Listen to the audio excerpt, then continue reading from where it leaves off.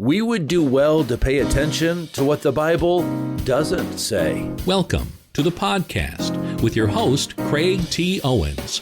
Craig's new book, When Sheep Bite, is coming soon. Now, here's Craig. One part of my sermon on Sunday was talking about the way that the early Christians interacted with the culture in which God had placed them. In fact, here's a short clip. Read historical accounts, letters, and in the first, second, and third centuries, after Jesus has ascended back to heaven and the Christians are spreading out and they're changing their world, they said something weird about these guys. They honor marriage. Can you imagine that? They honor marriage and keep it sacred. They care about everybody, about babies and sick people and elderly people. When the plague hit and we left our loved ones who were sick by the side of the road as we got out of town, we passed the Christians coming back into town to take care of not their family members, but our family members that we left behind. These guys are weird. They start hospitals and medical dispensaries and feeding programs. They go around doing good. But what's very interesting to me is what isn't recorded. I want you to think about the apostles Paul and Peter. Both of these men were hounded by Roman officials. In fact, both of them ended up being martyred for their Christian belief by Roman emperors. And yet, we don't read in any of their writings where they called these guys out by name or said bad things about them or told Christians to avoid them or go get them. In fact, they said the exact opposite. They said we need to be praying for those that God has placed in authority over us. We need to be treating them respectfully.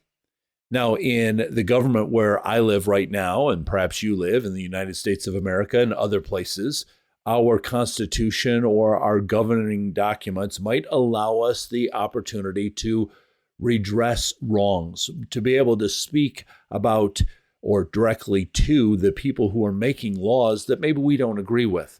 And that is appropriate, and there are appropriate channels to do that. But I'll tell you what's not appropriate is gossiping and slander and dishonoring people's names and reputations. That doesn't give God any glory, and it certainly doesn't paint Christians in a good light, and it doesn't make earthlings want to have a relationship with the God of heaven themselves. When we go through the Old Testament too, we see people like Daniel and Esther and Nehemiah and Ezra that are all serving underneath kings who don't acknowledge Jehovah God as the God. And yet we don't see them speaking down to them. We don't see them treating them disrespectfully. We see them faithfully serving in the roles and in the places where God has placed them. That's a great example for us. I love the example as well of King David. David, before he was king, he's on the run from his rightful king, King Saul. And yet we never see David talking bad to King Saul. We never see David slandering Saul's name to his men around him or anywhere else. The only place that we'll ever see David saying anything, and he just even then doesn't mention Saul by name, is in the book of the Psalms when he goes to prayer and he says, God, I'm being hounded. I'm being pursued by enemies, and I need your help against these enemies. But outside of that prayer time, David doesn't speak poorly of those people that are around him. That's a great example for you and I to follow as well.